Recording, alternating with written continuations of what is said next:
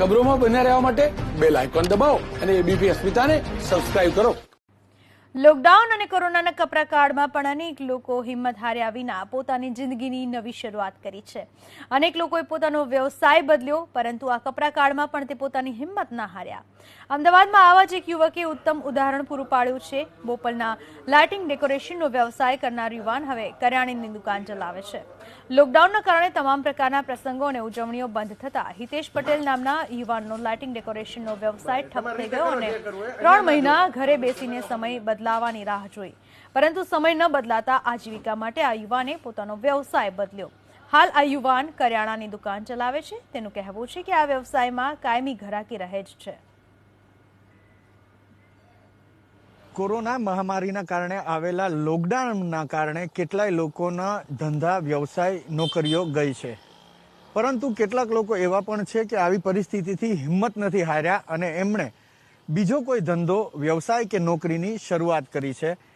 બોપલની અંદર Gurukripa light ડેકોરેશનનો business કરતા હતા, વ્યવસાય કરતા હતા હિતેશ પટેલ, જેમણે આ લોકડાઉનના કારણે એ ધંધો બંધ થયો, કારણ કે જે કંઈ ફંક્શન્સ હતા એના ઉપર રોક લાગી ગઈ અને લાઇટિંગ ડેકોરેશનનું કામ તેમનું બંધ થઈ ગયું.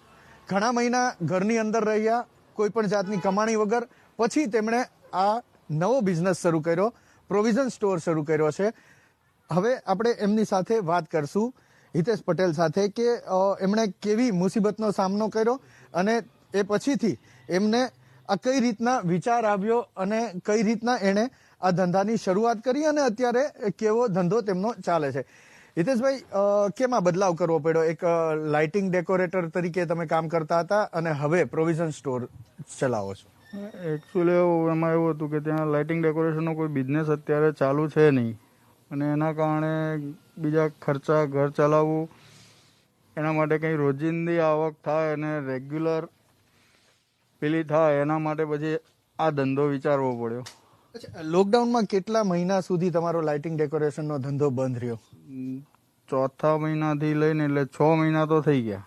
6 મહિના થઈ ગયા. હજી એ ધંધો ક્યારે શરૂ થાય એવી કોઈ આશા? કોઈ હજુ બીજા 6 મહિના પ્રોપર ચાલુ થવામાં.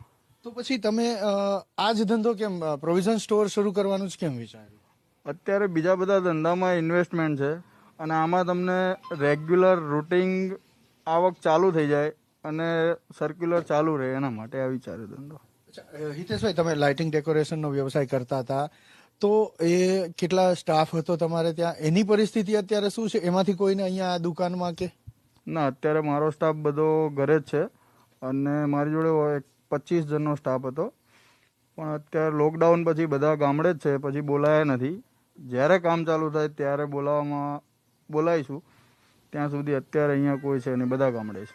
અચ્છા, તો આ પ્રોવિઝન સ્ટોરના કારણે અત્યારે તમારું જે આજીવિકા છે એ કેવી રીતના ચાલે? કેટલી કમાણી થાય છે? ચાલે છે કે ના? ચાલે છે, સારું છે.